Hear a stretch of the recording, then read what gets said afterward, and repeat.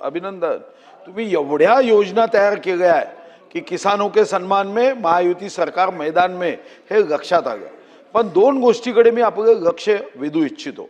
अनेकदा शेतकऱ्यांचा आत्मविश्वास वाढवायचा असेल तर या संदर्भातील एक श्वेतपत्रिका काढण्याची आवश्यकता, इतक्या योजना आहे, पण या योजनांची माहिती शेतकऱ्यांच्या बांधापर्यंत पोहोचली पाहिजे। दुसरं, आपण उत्तर देतो किंवा चर्चा शेतकऱ्यांच्या संदर्भात होते तेव्हा तुमच्या विभागाचे सचिव किंवा अधिकारी हे कधीच उपस्थित राहत नाही आणि ही गंभीर बाब आहे।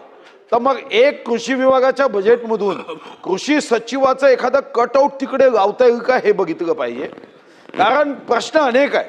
नानाजी देशमुखांची आपण योजना केली, आपण सावरकर साहेबांचं अभिनंदन केलं, पण त्यांना अध्यक्ष केल्यावर एक साधी खुर्ची बसायला तुम्ही देत नाही। त्या योजनेवर एखादा आमदार नियुक्त केल्यानंतर त्या आमदाराला जर काहीच अधिकार देणार नसाल तर आमदाराची किंमत प्रशासन जर ठेवत नसेल तर ही बाब गंभीर आहे। म्हणून माझे 3 मुद्दे आहे।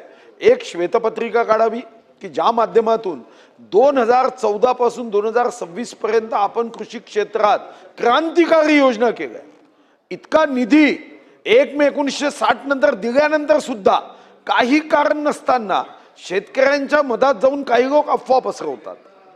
दंतकथा, गैरसमज हे दूर करण्याचं काम तुम्ही केलं पाहिजे। श्वेतपत्रिका काढावी आणि यापुढे कृषी विभागाचं उत्तर असेल की चर्चा असेल, सचिवांनी येणं बंधनकारक ठेवावं।